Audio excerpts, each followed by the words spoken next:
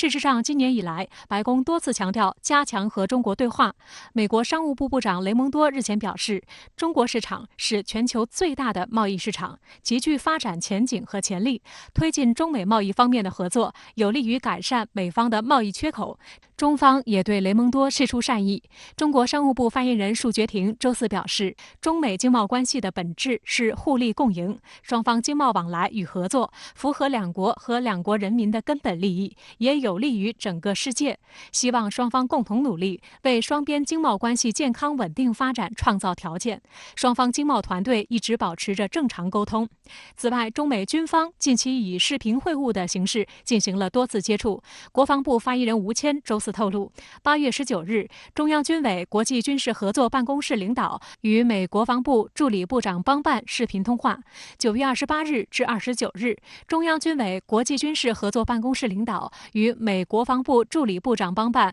以视频方式共同主持第16次中美国防部工作会晤。在上述2次交往活动中，双方就两国两军关系和共同关心的问题深入交换意见。观察指出，中美双方近期多部门的密集互动是特朗普损坏中美关系以来所罕见的。不过，另一方面，美方仍在释放对华强硬信息。美国政治新闻网报道称，美国贸易代表戴奇将在周一发布拜登政府对华贸易策略。戴奇在接受采访时宣称，源自特朗普贸易战的针对中国商品加征的额外关税措施对美国政府有利，因此拜登政府将继承这一措施。戴奇还称，拜登政府正在寻求与北京的新贸易战略。美国商会负责亚洲事务的高级副会长查尔斯·弗里曼近期接受《纽约时报》采访时表示，美国商界一直对拜登政府的中国经济政策感到失望。他强调，拜登应该立即取消特朗普对价值3600亿美元的中国商品加征额外关税的错误做法，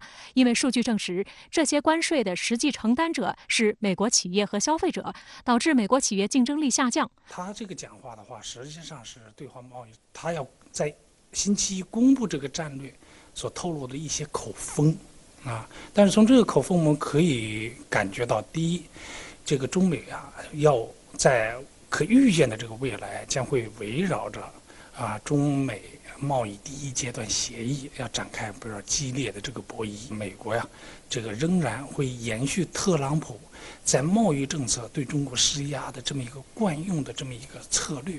另外，值得注意的是，周三召开的首届美欧贸易与技术委员会会议，虽然没有提到中国，但是处处针对中国。值得注意的是，这本是一场技术和贸易的会议，但美国国务卿布林肯却参加了这次会议。分析认为，这显示美国有意将外交势力插足经贸和技术领域。有与会者直言，贸易和科技正成为地缘政治的新战场。而在安全领域，美国一边推进美日印澳4方安全对话，另一边又组建了新的英美澳小军事集团，这些小动作都展示了美方对华强硬的姿态。纽约时报指出，很明显，越来越小的同盟圈子不利于团结大部分的美国盟友。像澳大利亚出口核潜艇技术已经得罪了法国，但美国现在却顾不上这么多，因为拜登现在极力想的是如何应对中国崛起，已经慌不择路。报道还指出，拜登以强化短期的军事结盟策略来与中国进行竞争，实际上是损害美国及其盟友的长期利益为代价。事实上，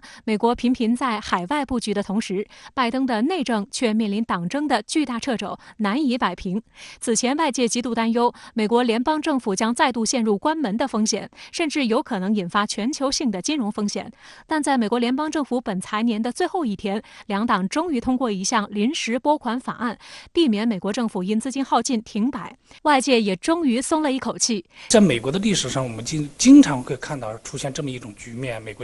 国政府的钱用完了。奥巴马时期也的确出现过美国政府关门的这么一种现象，所以这一次出现在拜登时期出现的话呢，也并不是一个新的一个现象。但今年为什么美国这个国会最后做出一个重大的妥协了？主要是因为今年的这个情况比较特殊。如果美国政府关门的话了，那么美国主导的这抗疫的以及我们说恢复经济的所有举措会遭受重大的我们说这个损害，甚至会可能出现前功尽弃的这么一种状况。另外，与美国政府相关联的其他一些项目也会相应出现停摆。所以后果了不堪设想。截至9月22日，美国联邦政府债务已逼近29万亿美元大关。《华尔街日报》指出，虽然临时拨款避免了联邦政府关门的窘境，但财政赤字的不定时炸弹依然存在。